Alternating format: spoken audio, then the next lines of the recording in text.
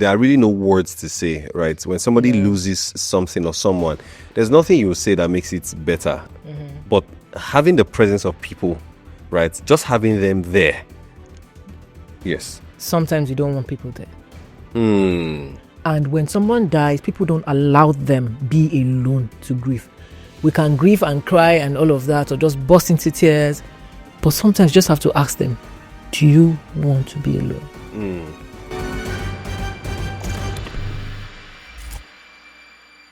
Hello, everyone. Hello, everyone. Hi, everybody. Please, guys, help me welcome back our queen. The queen of this household, the love of my life, the mother of my children from Vegas. Thank you. Yes. I didn't go too far. You didn't go too far. Just like 3 hours flight away. 3 hours away. And I had fun. While both of us, while we were here, me and you were here working, this woman was shouting, I want it that way. Tell me why. How was Vegas? Vegas was a lot of fun, if I do say so myself. How many times have you been to Vegas now? This is my 4th time, and for every time for different reasons. The last one was for Usher. You and I did that one. Yes. And I will still go again. Like, I don't even feel like I'm done with Vegas. Do you feel... So, she got a message, right, on... What was it, on Instagram? On Instagram. Yes. Somebody said, why are you traveling? Do you think that it is right for a married woman to be traveling to Vegas by herself? Yes. Is there any part of your heart that thinks that maybe that message came from me with my fake page? No, I know your fake page. I have fake page, I mean. I know your fake page. Yes. Yeah, but no, that's not. I know the person. I clicked on the person's page, and the person is a whole mommy. It was a woman? Yeah. Oh, I thought it was actually a man. No, it was a woman. She's a whole mommy. She has a grandchild. So, I just blocked her. Yeah. I'm not in the mood for that. I cannot even deal. So I just blocked her. Yeah. So, but you enjoyed Vegas? Too much. A lot. We need to show the clip. Show them the video. We'll show it. Anyways, welcome back. We are glad to have you back. And I think more than anything, I'm due for a boys trip. So since you want to be waking up and me saying you are going for a guest trip, no problem. Always do you, baby. Thank you very much. That's why I love you. Yeah. That is why I love you, because you're most welcome. Getting into the conversation of today. Do you like my Simbi hair? Yeah, guys, what do you think? I don't know how I feel hard carrying the hair, without wig. Just like that. The hair that I was born with. I'm just like, I don't know how to feel. The hair that I was born with. As you said, what do I think? I'm like, do you want me to say my mind? Say your mind. It's really nice. It is really nice. You see, this is the thing I like about you. It shows your humility, simplicity, right? Like, you're not trying to do too much. Beautiful, elegant. I never try to do too much. Yes. I don't have it in me. I just, leave. Yeah. Anyway, I like it. I just feel like I need to get off the wigs, the braids, because I'm braiding my hair for our vacation. So I just need to leave my hair a little bit to breathe. Yeah. So can you tell our audience, our viewers, who braided the hair? Tell them. A braider. Thank you very much, guys. That's one of my very many names. Lies. I'm a cocktail mixologist. I'm a braider. Speaking of cocktail. Cheers. Guys. Cheers. Guys. Let's move on. Guys. Let's move on. My husband made this cocktail. What is inside your cocktail? What's that? Listen. What's that? Oh, it's the thing inside the orange. Oh. My husband made this cocktail, and while he was making it, should I just let them watch the making of the cocktail, or I should explain myself? See, I feel like these are the days that will really test your loyalty. Whose loyalty? Your loyalty to this family. Whether you'll be bringing family business outside, or you just... The making of this cocktail was horrendous. Was beautiful. Chaotic. I laughed and I had tears. I promise you, it was a mess. This woman laughed. She mocked me to scorn. Too stupid. This cocktail. But yeah. No, it's not giving nice. What it looks like. Oh. No, it looks nice. It's not giving. Plus, this thing is just. I've moved chairs before now. It's a tequila. Why are you confused? This is a. This thing. You just look at how big the orange. This is Texas. We don't do small things in Texas. We only do big things in Texas. Big things, yeah. Oh, guys, listen. I'm just going to taste it again. Maybe the first time I tasted it, I was a hater at the time. It is nice. I will try again. It is really nice. Okay. If you don't think it's nice, you're a hater. God, baby. Yeah, you hear that sloppy sound? That's how nice it is. I think this cocktail would have been nice without the Prosecco. That's your business. Next week is your turn. Make us a cocktail at that time. Alrighty, let's get into it. Before we go on, we would like to take this opportunity to thank you, our wonderful subscribers who subscribe to our channel and who support us. For many of you who watch our videos, but you don't remember that you haven't subscribed, we know that you forgot. So please, take the next 1 second and just click that subscribe button. That's all. Your subscription means that you support us, you see us, and we appreciate you for it. Subscribe, share, like, and drop a comment. Thank you very much. I don't know what's going to happen at the end of this conversation. Let me first give out all my laughters, okay? Let me laugh because, today's conversation seems like it's a little serious, right? Yeah. We're talking about what? Grief. Yeah, because I've lost my mom. I lost my mom in 2005. Mm-hmm. So you lost your dad when? 2018. 2018, yeah. So you had a lot of time. To do what? From when my mom died to when you lost your dad. And I feel like there's a way grief happens to you that it just never leaves. You're with it every day. Yeah, you're with it. What was that like? Where were you? What happened, right? And how did you receive the news? When my mom died, I was in school. I was watching Indian film. It was the title was Chori Chori Chupke Chupke. What does that have to do with this story? You asked where was I? No, Chori Chupke Chupke Chupke. Chori Chori Chupke Chupke. I was watching Chori Chori Chupke Chupke. Yeah. When my roommate came and said, my sister has been trying to reach me. And all of that. So my phone was in my room. I was in my roommate's room, flatmate's room, watching Indian film. So I went to pick up the call. And my sister said, "Oh, Ife, you have to come home. Mom is traveling again and she wants us to go to the airport with her." Yeah. That's like typical of my mom, like, "Oh, you push come and send me off to the airport," things like that. So, but she was ill. She had cancer. Her cancer was of the breast. Which was, the boobs were cut off and everything. She did chemotherapy, all types. Yeah. And she was certified okay. Oh, really? Yes. Next thing, the cancer spread to her brain and her stomach. Oh, wow. Yes. So I didn't even know that the cancer had spread to her brain because my sister is a doctor.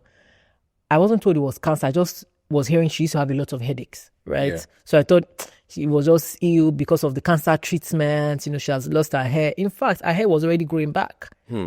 That's after all the treatment. So I was like, but she's ill. Why is she? You know what? I just packed my things. Yeah. I was outside of Lagos. My school was outside of Lagos. So I packed my things and I left to Lagos. In the bus, I just knew that something was wrong. Yeah. Something was off. But as I got to the gate of my house, I saw my mom's friend, one of her best friends, Mrs. Olade. And she immediately turned back when she saw me and went inside. I'm like, why did she do that? So I already saw cars parked in front of the house. My heart started beating fast. Like something is going on. Something is going on. And then I entered the house. Our house was at the BQ. I saw too many people. Yeah. And people were just turning around. Nobody wanted to talk to me. Except one woman. I forget her name. And she held me and said, Ife, mommy is gone. I passed out. And I don't even know how many minutes it took me to wake up. And I sped out of the gate and started running. Where were you going? No idea. I was just running. By myself, 2 or 3 people followed me. Yeah. If I stopped, and then when I stopped, I just turned back and walked very slowly back to the house. What was going through your mind at that time? Nothing. I can't remember. Yeah. What was going on. And very slowly, I walked back into the house. And I saw everybody. I saw my dad. I didn't know who to hug first. I'm thinking about how everybody was in grief. And I could only think about myself. How do you mean? I could only think about how sad I was. Oh, I couldn't see anybody's grief except mine. Because it was sad. It was a sad, sad day. I know you told me that you didn't get to call your mom back when she wanted to speak with you. I think the day before. 2 days before 2 days then. before. So I was gisting with my friends. We're having a lot of fun, a lot of laughs. And my mom called me. Said, I want to talk to you. And I said, can I call you back? And she was like, okay. And I didn't call her back. And yeah, that was part of my pain. Yeah. Yeah. Like you wish that you picked her call. I picked. Or like you wish that you didn't say I'll speak with you later. My assumption was she'll be there. Yeah. Yeah. So I didn't call her back. And like I said, I didn't see anybody's grief. I only saw mine. And I hugged my sisters, hugged my brother, hugged my dad, and cried. Yeah.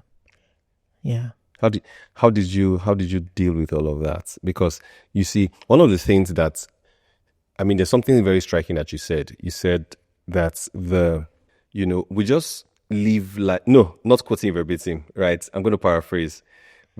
I feel like sometimes we live life with this pride that will definitely see tomorrow and that everyone is promised tomorrow. Yeah. So the things that we're supposed to do today, we can do them tomorrow, right? You carry that guilt for a long time. Oh, you carried the guilt? Of course, I carried the guilt, and that guilt metamorphosed into anxiety disorder. Yeah, I see. Yeah, where when people don't pick my calls, you panic. I almost go crazy. Yeah. Because I should have called back. Or I hope the person is okay. I hope something is not wrong. Right. So that happened for a long time. It's much better now, but yeah. At that place, I've done to a therapist. At that place where you were at that time. Yeah. When your friends or people who you cared about, when they come around you, what could they have said that would have made things better? Oh, it's just amazing how we're just young but so mature, my friends. Nobody spoke much. I remember saying Bola Oke, Bisola, Elizabeth, Lola Day, so many of my friends, Bosse, Anu, they didn't say anything. That's the funny thing. Benga, they didn't say anything. Most of them just sat with me. Food, and if we're going to gist, they would gist about something else entirely that had nothing to do with my mom's death. And consistently I was asked, are you okay? What do you need? I'm fine, okay. But they were just there. I can remember very clearly that they were just there.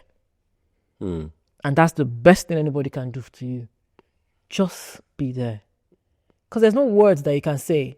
If you tell me, she's in a better place, yeah. This is the better place. I know. Here on earth. Yeah. Do you understand? With us, where we don't have to mourn her. So stop. She should go and join my mom too. My mom, nobody asked you. Of course, there were a lot of. One woman came to the house. From the door, she was not crying. As soon as she entered the house, she threw herself on the floor. Started rolling. Auntie Buki. Auntie Buki. My mom's name was Buki. Yeah. Auntie Buki. So she did all the drama. We're looking at her like, okay. And elders now, it's okay. Stop crying. See the children are here. Why are you crying like that? Then when she stopped crying, she had not even stopped crying when my aunt said, it's okay. Do you want anything? Because in Nigeria, when people die, food. Yes. The food. You can't grieve with an empty stomach. The food that people bring to the house. Yes. Food. They'll just be cooking as if there's a celebration. Yes. People are sad, but there's a lot of cooking going on. Yes, because people are coming in and out. Yes. So. Like, people are bringing food, buying fresh fish, making fresh fish pepper soup for no reason. Go on. So, my aunt asked her, it's okay, what do you want to eat? What's available?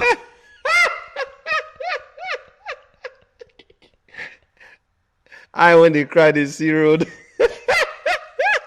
What's available to eat? I said, there's a. I'll take a bath. Which soup? Is there one with goat meat? Okay, I'll manage it. Oh, God. See, auntie, you know yourself. You know. Yeah, so, people come but my friends, very mature. That's amazing, though. That's amazing because sometimes I think it took a lot of observation to just see that there are really no words to say, right? When somebody loses something or someone, there's nothing you say that makes it better, right? Yeah. Except it is coming from maybe a place of authority, right? So maybe a spiritual authority that's speaking over you or praying over you. But there's really nothing that I think anybody can say to you at that time that just makes it better. But having the presence of people, right? Just having them there. Yes. Sometimes you don't want people there. It's not every time that I appreciated the crowd. Sometimes, why did you want crazy to be? parties, they don't even let you be. Yes. What would you, at those that's times, sad. what would you have rather had? To be alone. It's not every time that you want the crowd. Sometimes you really just want to grieve. And when someone dies, people don't allow them be alone to grieve. We can grieve and cry and all of that, or just burst into tears. But sometimes you just have to ask them, do you want to be alone? They don't really allow people be alone when they are grieving. In the early days, in the early days. I don't know how I Where feel were about you that. when your dad died? I don't know how I feel about that. Yeah, Right. yeah. I'll talk about it, because sometimes I feel like You know how you feel about the let's say telling people who are grieving, like, do they want to be alone? I feel like but it's not your grief. I know. And I like to feel my feelings. I like to understand it. I don't need people around. Do you think all the sometimes? time. Do you think sometimes that is the part of you that feels like they want to get into the pain of the grief? That it feels like it's distracting when people are there. That you are not fully expressive in how you are grieving. Yeah, but that's what I'm saying, baby. It's a personality thing. Because even when I'm not grieving, I still like to be seated with myself. So it's not the grief. But they will not be with you 24/7 though. No, but the early days of the bereavement is important that if they want to, it's not everybody that wants to be alone. But if somebody wants to be alone, you allow them. I mean, stay outside the door. Let them be in the room. Do you understand what I'm saying? If you're worried that they may do something crazy, stay outside the door. Let them be in the room. I don't even know if it's the crazy part, but I hear you. Yeah, so like I said, maybe it's a personality thing, but some people people around them, they don't want to, be by themselves. They don't want to, but I do really like to deal with my thoughts. Fair enough.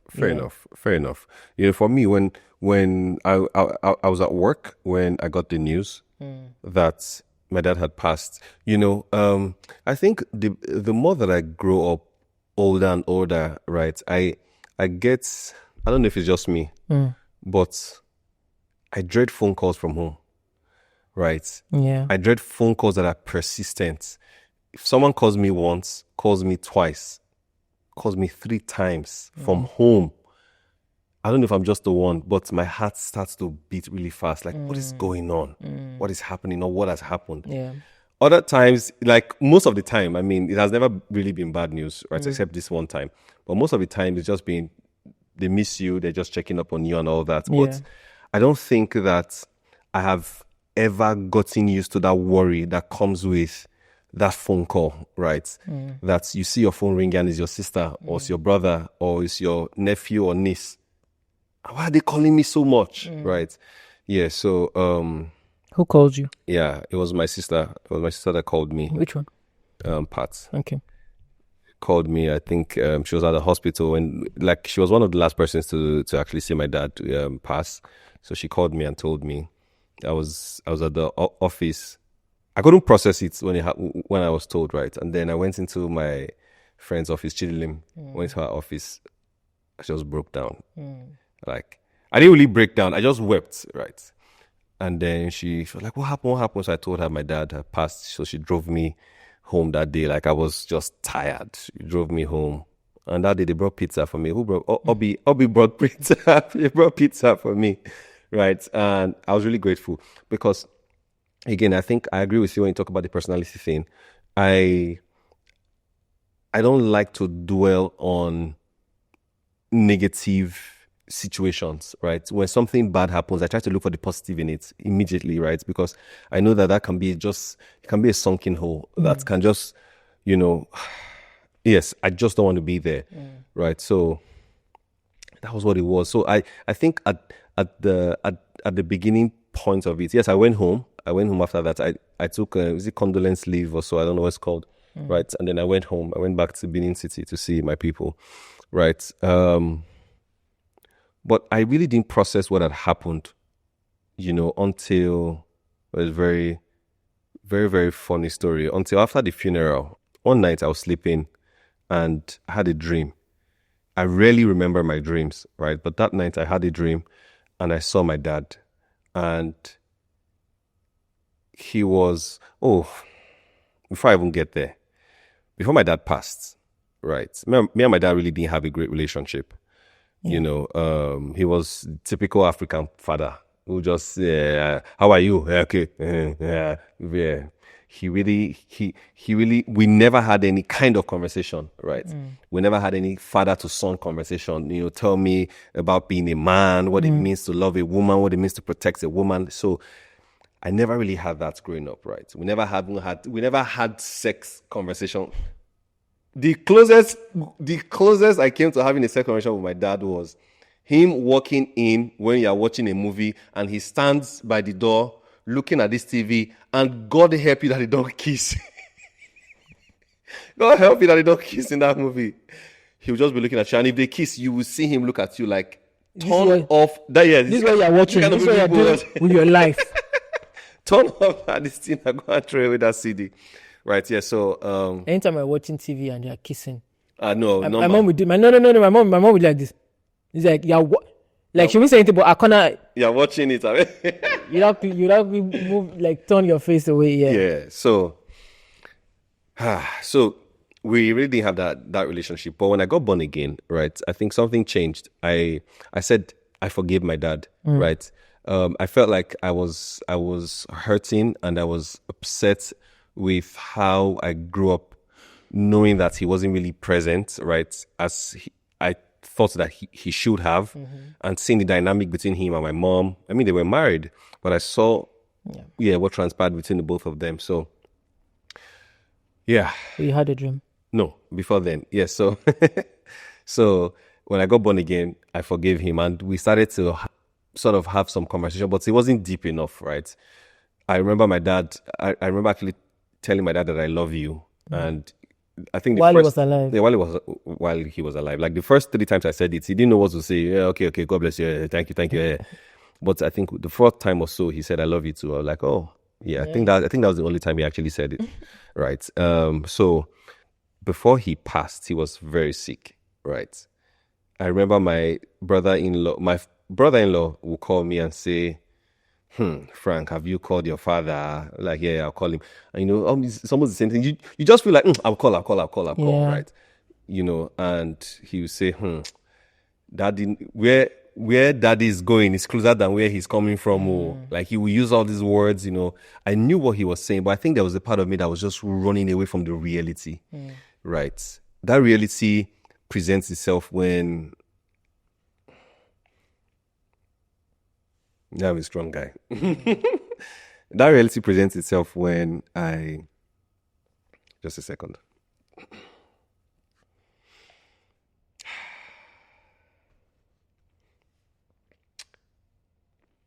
Okay.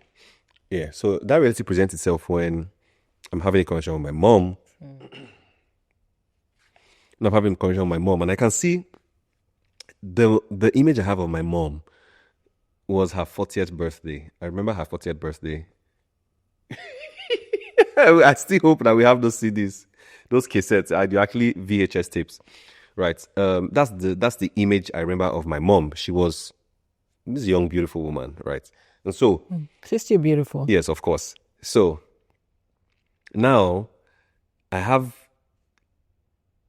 when I go to see them at home, I try not to sit down and have a conversation with my mom, because when I sit down, I realize the number of gray hair on her head, right? She's getting older. So many gray hair, her teeth, her skin. I'm just like, what is going on, right? So each time I went home, then my dad was still alive, she would want to talk to me. She would say, hey, please come and sit down, let's talk. I'm like, I'm coming. Before you know, I've traveled, right?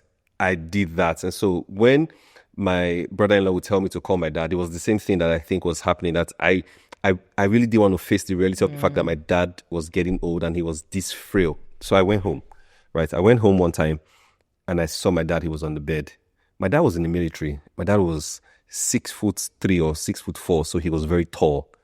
You've seen my elder sister, yes. She takes after my dad. Very tall, built guy.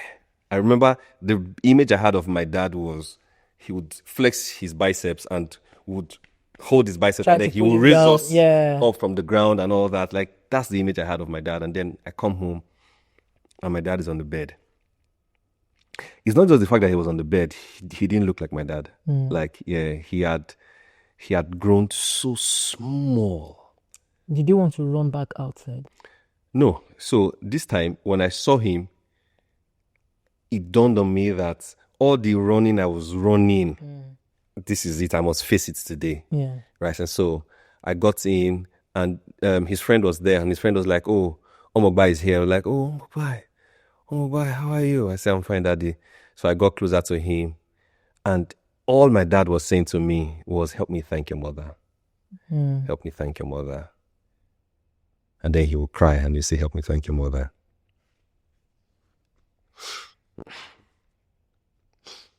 Let me get talk. Okay, we're back. You're the one that said, let's talk about grief. See? Yeah, so I think you see these emotions of crying here.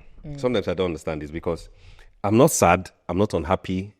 There's nothing that's going on with me. But when I remember the way those things unfolded, made you feel at that time. Yes. Yeah. And also seeing how my dad was, right? He was just full of gratitude. He was saying, thank you, mother, because he knows that he wasn't the greatest husband to my mom, right? So, but in the midst of his sickness, she didn't leave him.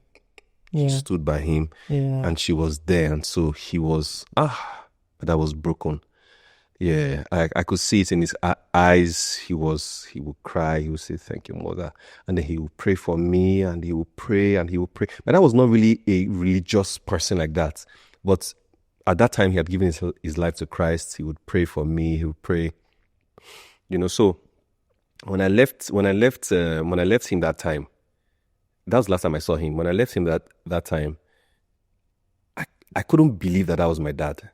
So I feel like I was in denial. So now I had this dream. Okay.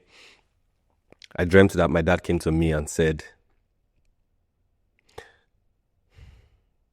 so you're not going to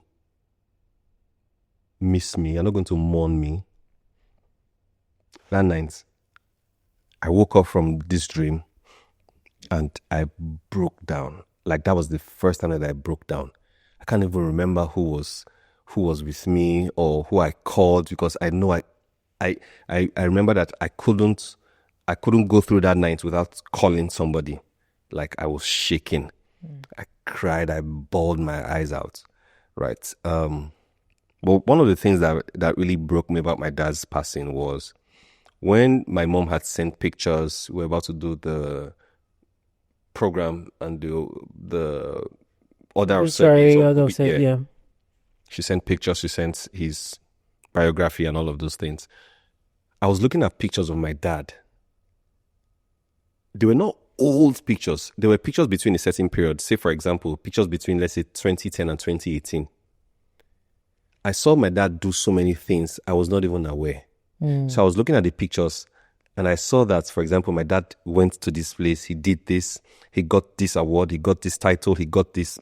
I was not even aware. And I was like, I thought I was doing better. Like, I thought that I had bridged that gap a bit, but then I realized that I had run so far from what all of that relationship could have been like, or what the reality of what my dad's getting older or growing older was like, that I failed to actually live in the moment of the things that he was doing. Yeah. And that's... or even give him a chance.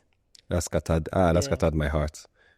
So the grieving process was, it was really summed up in that moment when I thought of all of the things that we could have done together, all of the things I could have asked him, all of the conversations we probably could have had, all of the meeting you, seeing my family, seeing how I turned out, because my daddy really didn't have faith in me.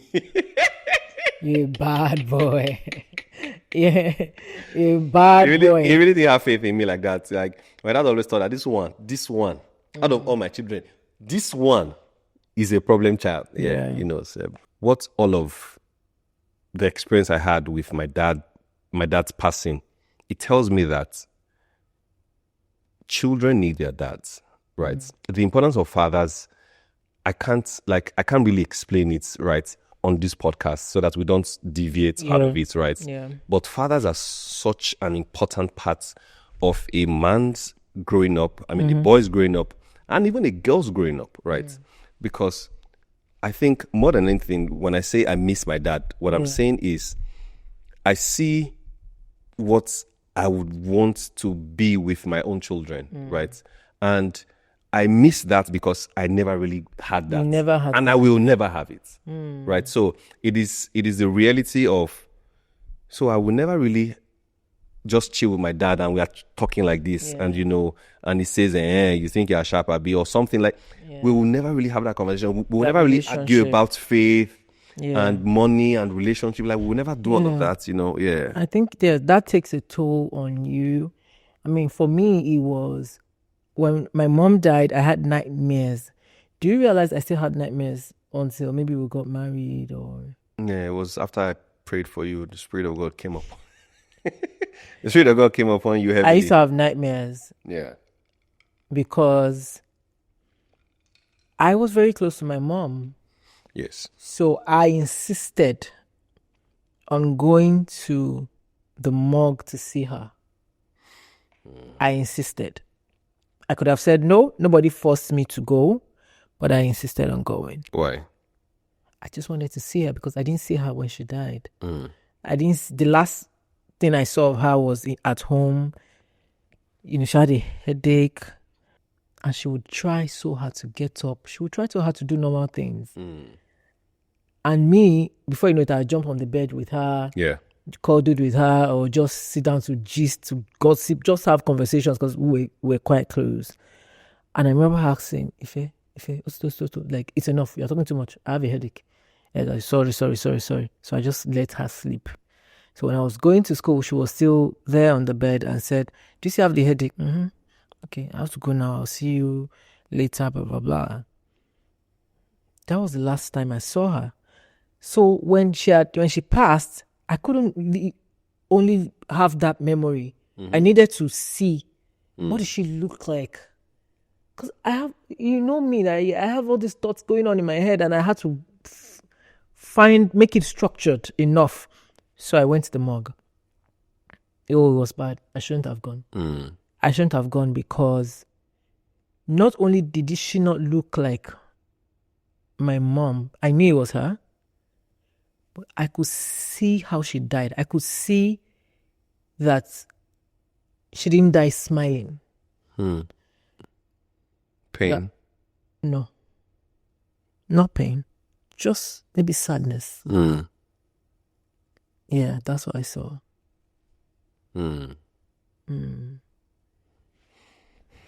Yeah. So she didn't die smiling. She just was sad. You can tell how somebody died by how they look like after they died. Oh, really? I didn't. Yes. Did you see your dad in the morgue? No. Yeah. She didn't die smiling. She was sad. She had a sad look. And after I read her journal, I knew she was sad before she died. Not unhappy, sad. She didn't want to leave us. She had prophesied over us, said amazing things. So I knew that she didn't want to go. So it's not like, oh, it's okay, now I can go. No. Yeah.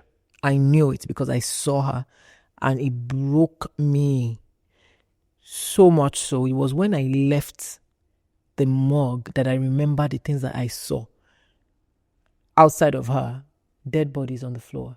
The smell of that thing. Formaldehyde. Everything was there, but I didn't feel it that time. It was after I'd left. Yeah.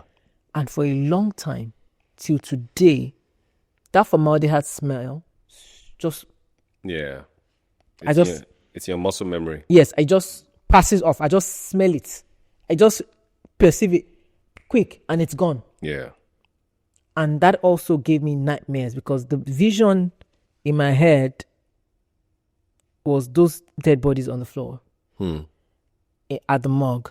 How did you deal with the grief? Oh. Like, how did you get past it? Did you get past it? No, you can't get past grief. And there were a lot of things. Ooh. So when I went to... I don't think I dealt much. I mean, I cried. I wrote a lot of things because I would always write. I would sleep on her bed a lot. Somebody told me, I think it was Tomike that said, I could not stay in the house. Me, I wanted to wear my mom's clothes. I wanted to smell her, because as we were washing the sheets, the smell was leaving. Yeah. So I just wanted to, be there. When I realized that this will never pass, it was NYSA service year. That's when I knew after camp that it was still deep for me, because you think it's getting better, but no, NYSA camp just exploded. I would be walking and be crying. How many years after that? That would be 2 years, because NYSA was 2017. I would be walking and crying. 2007, sorry. Yeah. 2007 was NYSA. I would be walking and crying. I would be crying in my sleep. My friend would say, Ife, it's okay. And I was sleeping. So whatever it was I was seeing in my dreams, it was coming out. Yes, yeah. So I would be crying in my sleep. And I realized I didn't feel much. I didn't have the space of mind to feel much for anybody. I was just numb a lot. That's when I knew that this thing's not going to go. People will say, oh, grief. No, it won't go. So I accepted it at NYSC that I will always grieve. I did not know when it was going to stop to be consistent grieving, but I knew that the grief will continue for ever. And I accepted that. I just didn't feel like I was supposed to do anything about it. Yes. When I went to counsel to... Do you feel like you didn't want to do something about it? So that I continue to feel the pain? Yeah, so that you continue to feel the pain and not let that part of her that lives inside of you die. Because I feel like if you deal with the pain and the pain stops to exist, then you forget what the experience of having that person that was that close to you feels like. Because sometimes I feel like there's that guilt, that heavy guilt that comes on you, right? On people when there's somebody that they were close to that passes and it looks like you are moving on with your life. And so you feel bad, like, didn't I love them enough? Yeah. Why am I just moving on? The other day I was trying to remember my mom's laughter. And I felt bad because I couldn't really remember it. Yeah. That I know how she laughed because my sister laughs the same. So it's still, I can still see that. But I wanted to remember exactly her own laughter. Yes. And I could not really picture it. How did that make you feel? Oh, it made me feel bad, of course. Like, it just makes you like, is this how people forget people? So do you feel like maybe somewhere that's the reason why you hold on to the fact that, you know what, this pain is going to be somewhere there, right? Not because I can't deal with it, but because I don't want to deal with it. No, babe. I mean, when I went to therapy, my therapist was the one who told me. I mean, I was already knowing, but it's also good when somebody confirms your thoughts. Yeah. And you know that, okay, I've been right all along. My therapist told me not to, the only thing I need to do is not blame myself for moving on, for enjoying going on holiday, for just enjoying life. Yeah. That's the only thing I shouldn't do. But I should not force myself to not grieve. Like, if it comes, it comes. But do not add blame to grief. Don't do that. Because that makes your pain open, consistent wound that is just open there. It's not... Grief is supposed to be a wound that you are used to. So every day is like you're limping. You just keep living life knowing it's there. Yeah. But with regret and blame, what happens is that... It's an open sore. It just feels like an open sore that you cannot get used to it. So you're struggling every day to accept that it's there. So every day is a new problem. And I understood what she was saying. And I had already told myself that before going to see a therapist, when she said it, I said, that's it. That's it. I used to blame myself. Until recently, not that I blame myself, that our wedding is coming up. And I just imagined my mom being there. And that made me sad, you know. But I know she'll be there. I know she will be. Yeah. So I feel like one of the ways that we honor and preserve these memories is by making deliberate efforts to celebrate them. Yeah. When I think about grief, right, I hear you. I hear everything you said. You know, however, I feel like the way I see grief, right, I know that the pain that comes from thinking about the reality of not having someone who you cherish this much still with you is enough to break you for a long time or even forever. You know, but break your heart. Yes. But you disrupt your life. I know, right? You know, but you see, I think that more than anything, one sure thing that kept me going, that got me through grief, that I believe, I can't say now that, you know what, that pain is still there. I just wish, you know, these are just wishes, but what do you use wishes for? They're just wishes, right? I wish I had that, right? But I didn't, and so I move on, right? I move on with my life, right? But when I think of the grief that I was feeling at the time and the pain I was feeling, what really helped me with that whole process was the Word of God, right? It was the time that I would just slot in a message and just listen. I was not praying. I would just slot in the message. I just listen. I would just cry and I would hear the Spirit of God talk to my heart, right? And say, it's okay. I had never prayed everything is okay as much in my life. Yeah. When she was ill. When my mom died. Oh. When she was ill, we prayed. But after she died, I never prayed. Like, that was the... What were you praying for? I just needed that connection to God. I was praying about everything. Because I felt I didn't have any intercessor on this earth anymore. So I needed to take that on. My mom was a prayer warrior. And as soon as she died, I was left knowing that I would have to do those things by myself.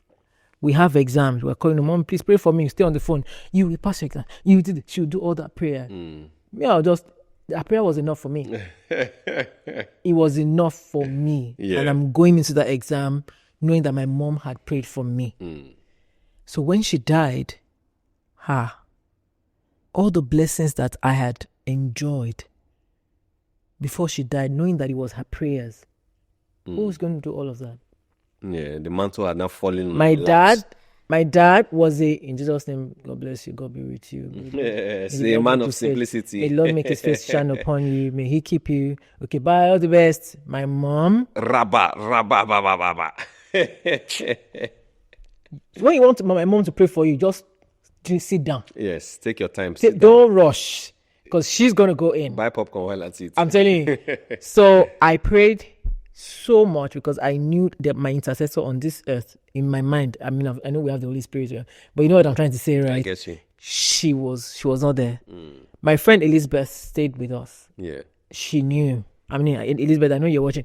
She knew that prayer was prayer. Yeah. Wake up in the middle of the night, walking and be praying, fasting, praying so much, because I didn't even know how my life would turn out. I felt like my mom knew. And if she was alive, I would not be worried about how my life would turn out. But she wasn't, so I needed to pray for myself. Okay. So, before we wrap up this conversation today, if your mom was here right now. Do you know, I wish I had met your dad. I feel like my dad, you and me and your dad would be chilled. You know how I know how to poke all the strong men. All those older. My dad was I would have been able to. 0 words. We'll be gisting, don't worry. No. Yes. So that's the thing. He's strong. Yeah. On the outside. Yeah. Yeah, but the person who got to my dad was my elder sister. So yes, I think definitely would have got, because the way you talk about it, worry yourself. Yeah. Yeah. So, but if your mom was here right now. Yeah. If your mom somehow was here, what do you think she would have said to me? Oh, thank you. For what?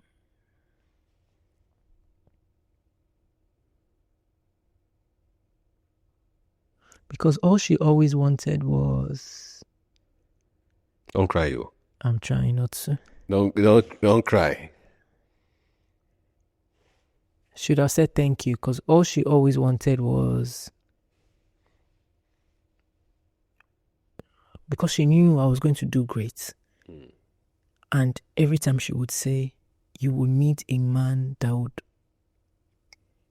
understand you, that would take you for you. And she wasn't praying for it, she was prophesying it. She knew that was going to happen. She knew, because she would say, Ife, you are too different.